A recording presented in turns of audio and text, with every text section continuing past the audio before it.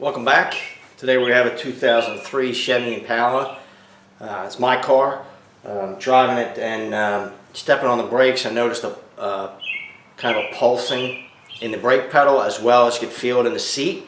That's typical of rear brakes and a warped rotor or warped drum, add-around drum in the rear. Front brakes you'll generally feel in the steering wheel. A shake in the wheel, and that points you to the front. This is actually felt in the pedal and the seat, as I said before. So we're going to replace the rear brakes in this car, including the rotors. They've been cut once, I know already, and I can't cut them again, so I'm going to replace. I'm going to go through real quick what you'll need. 19 millimeter socket, the lug nuts off the wheel. You'll need a 14 millimeter wrench or socket, 13 millimeter wrench or socket, flat bladed screwdriver, brake grease. This is not just regular grease, it's made for brakes, either Sil Glide or I use the Permatex Ceramic Extreme, I like it a lot, and brake clean. That's about all you need for this. So I wanted to talk a little bit about parts. In general, I like to use OEM parts whenever possible. Sometimes it's just not possible. It's possible, but you could spend 3 to 4 times as much for the same parts, and it's just not worth it. And I don't use OEM for most brakes, but I am kind of particular about rotors that I use. I like these. I get these at Pep Boys. They're the high carbon rotors. They have a higher capacity to dissipate heat, and they're harder. I had a set of these on this car, and this car got in an accident and sat for a couple months. And while it sat, while the insurance got straightened out, the pads rusted to the rotor and left a mark where I couldn't get them to smooth out, so I had to get these cut, and I already have these high carbon on the front. When I did that, they went to cut these, and the bit that was in the machine was not a new bit in the brake lathe, and they couldn't cut them because they're so much harder. They had to change the bit and put a new bit in the machine in order to cut these rotors. I like these rotors a lot. I've had no problems with them. If you have a particular brand of rotors that you like, leave a comment below. I'm curious to see what you use and what you like. As I said, I try to use OEM whenever I can, right from the manufacturer, but in many cases you just can't justify the cost of it. So that's what I like. I also have a set of Wagner QS brake pads. I went to pepboys.com and ordered them. And one thing I'll say about when you're doing brakes, these have the hardware with them for the slides. Get new hardware. You know, if you're doing this yourself, you're saving a lot of money not paying the labor rates that you would normally pay. Buy good parts. Spend a little more money and buy good parts. You come out way ahead, and there is a difference between cheap brake pads and good brake pads. I like these brake pads. And always get the hardware kit. It's worth a few extra dollars if you have to spend a few extra dollars to get the kit. It is definitely worthwhile and helps your brakes operate as they should, and you'll have less problems in the long run. Okay, as you can see, I have the wheel off already. The first thing I like to do is just to break these 2 slide bolts loose before you take the whole caliper off. These are 14 millimeters. Undo the slide bolts on this.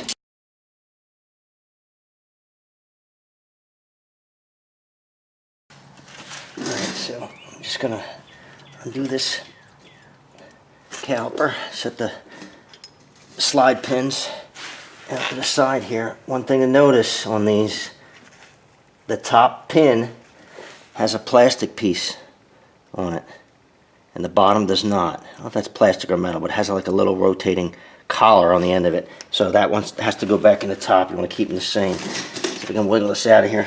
So a flat bladed screwdriver will help you get it out of there. Okay. I'm going to hang that up, either use a bungee cord or I have a little hook here.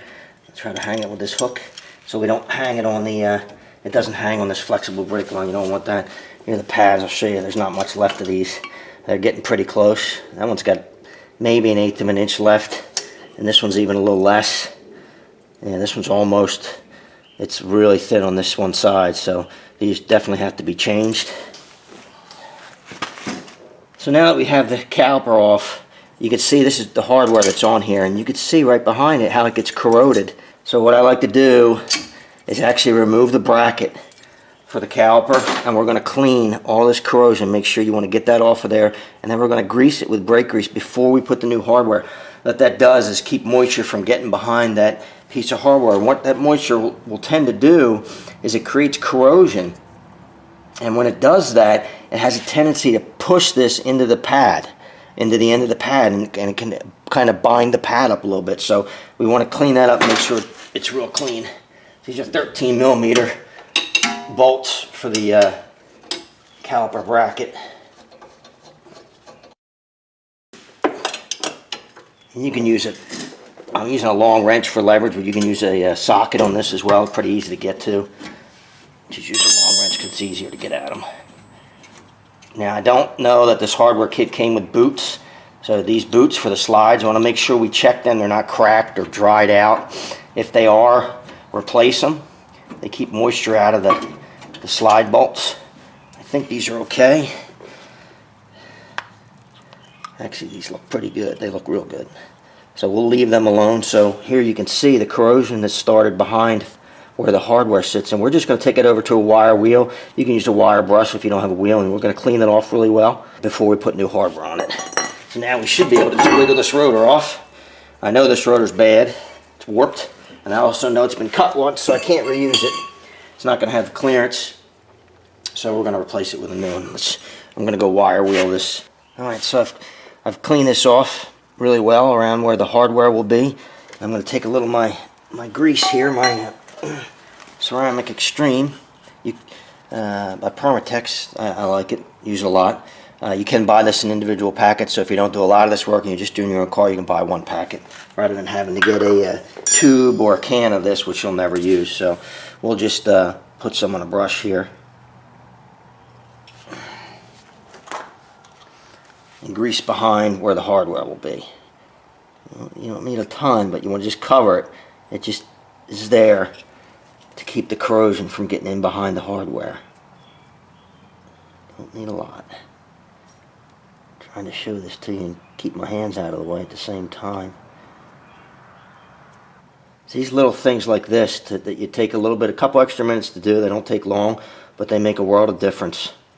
Replacing the hardware, greasing behind the hardware, keeps the brakes operating as they should, and in the long run, just saves you a lot of money and grief. So we'll just reattach our hardware here, put it right back on, place there.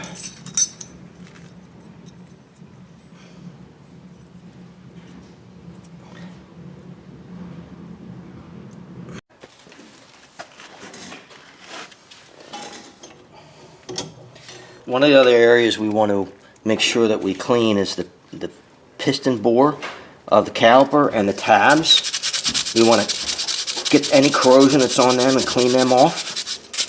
And we're going to grease them as well. They sit on the back of the pad.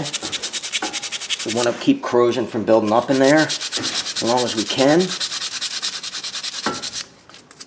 That's just a piece of sandpaper, Scotch-Brite pad, emery cloth, something like that, just to clean it up.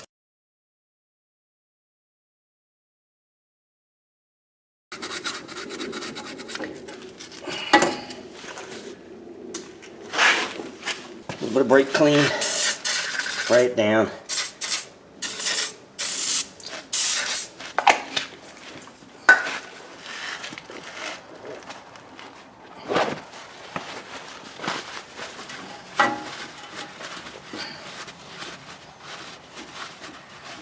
So one other tool you'll need, I didn't mention in the beginning, I have a tool made for this, for pushing that piston back in. You can use a C-clamp, or you can use a big pair of channel locks as well. You want to push that piston back in so you can get your new pads on. So I just take an old brake pad, stick it in there, put the tool in there. You can, like I said, you can take a big pair of channel locks or a C-clamp and do the same. This tool just makes it a little easier sometimes. And you're going to push that, compress that piston. Piston should go back in there. Hopefully you can see this pretty easily. Should turn in pretty easily, which this one is. You can see it moving in.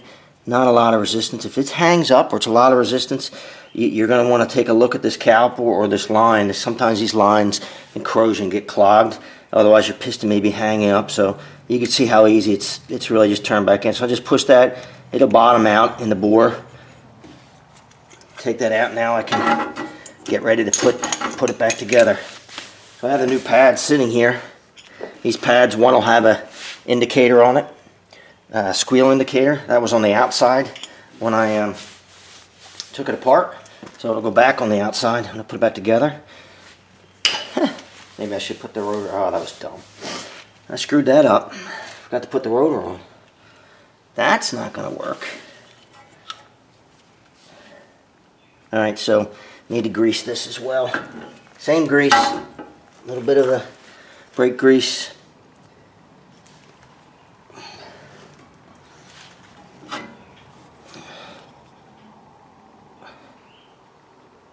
Like that. Cover that face of that piston. Cover the two tabs.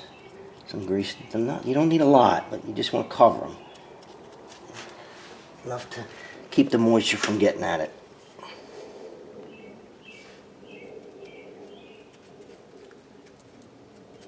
Okay. Now, it would help if I would remember, get ahead of myself here and messed up. Can't really put this bracket back on without putting the rotor on first. That's kind of dumb. I'll just don't do it. At least I didn't tighten it up. Didn't get that far into it before I realized it. I'm going to get the rotor, to clean that rotor. The rotor comes with a coating on it. I use brake clean. You can use soap and water, whatever you want to use. Clean that rotor off real good before you put it on. So one of the other things you want to do is clean this face of this hub, this wheel hub. It helps to avoid the case where the rotor actually will corrode to this hub, and then it can be really hard to get off sometimes. So we're just going to take a minute. We're going to clean it up a little bit. Clean around the center of the hub here very well, and then we're going to put a light coat of grease on it to keep it from corroding.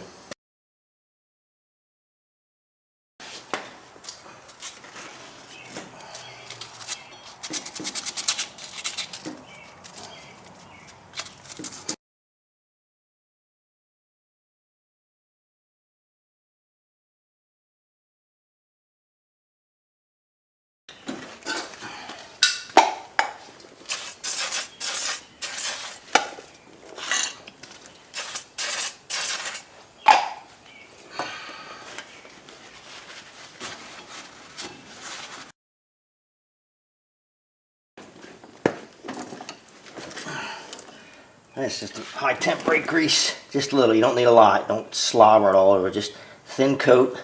Just cover it. Keep the moisture out of it. Make sure you get around the center of the hub too. It's got to be high temp grease though.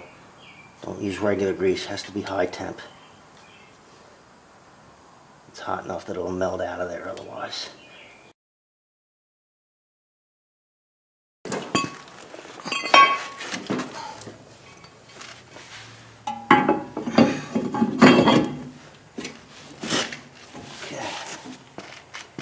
Now we can hang our caliper bracket back on.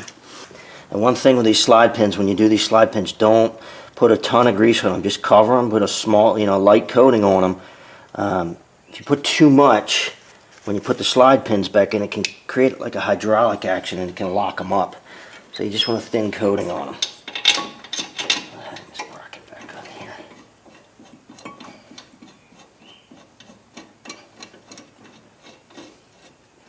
Okay.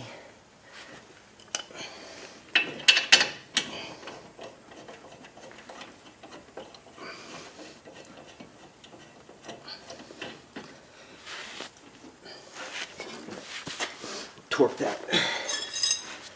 that bracket back, tighten it up, just snug them up, just don't crush them, but snug them in there. As many would say, torque the factory specs. Make sure they're tight. Don't go nuts on them. Okay.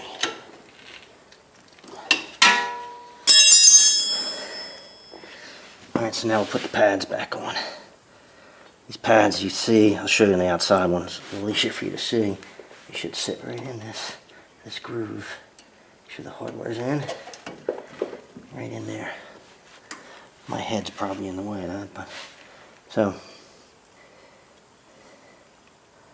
sure these are clean. Looks good. Alright. Pretty simple. This groove is going to sit right on that hardware like that. Push right on the other piece. Should slide right in there. Make sure it's all the way on. Oh, I like how that feels. I don't think it's quite right. It's not. That was not quite right, obviously. It's catching that edge. Let's try that again. Catching this back edge under here. Pry that down a little bit. There we go. Sits right in there. Squeeze them in. Push them against the rotor.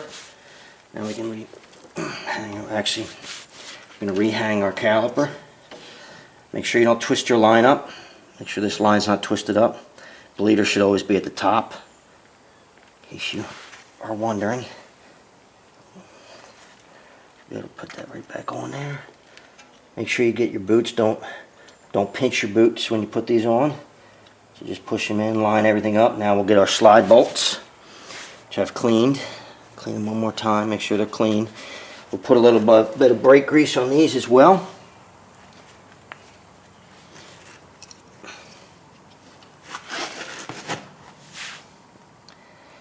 Just coat them. Coat of brake grease on them.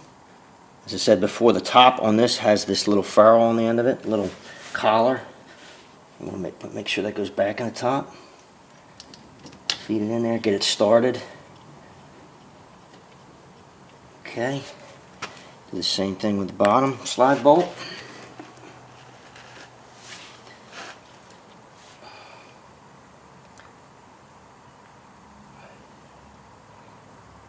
Alright.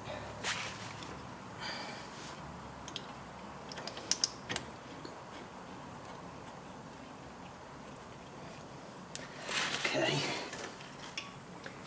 These are 14 millimeters, I said earlier. So we'll just tighten them back up.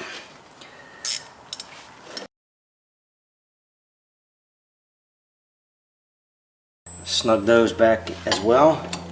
Same thing, snug them up, don't crush them. Just snug them up.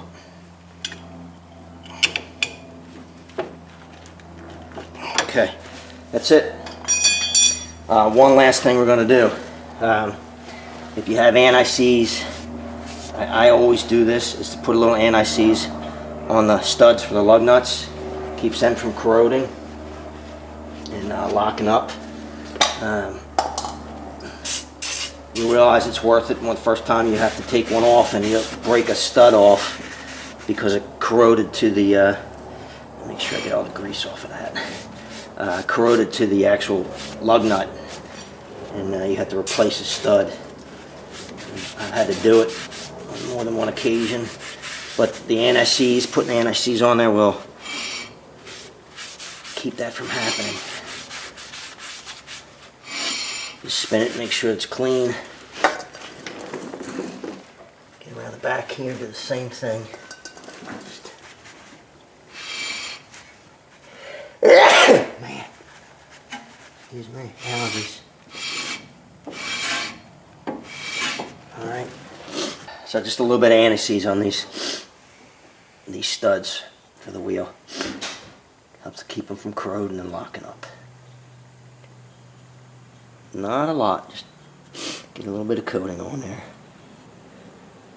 Right. If you've never used anti-seize, it gets all over everything. You'll end up with it all over yourself, regardless of what you do. So that's pretty much it. One thing you want to do before you drive the car is pump the brakes until they get hard, because you've pushed the piston all the way back in on the caliper. You have to reseat those pads on the rotor. Otherwise, when you go to stop, it's going to be a little bit of a scary moment. So make sure you do that. Pretty easy job. Maybe half an hour aside to do it. Well, that's it. Pretty simple job. Shouldn't have any pulsing in the pedal now. Pretty common issue, especially today with rotors. The warp, the run out is so small and it's so precise now that it doesn't take much to get a shake either in the steering wheel or the pedal or the seat. I hope you enjoyed the video. I hope it helps you out. If you like the video, subscribe below. Thanks for watching.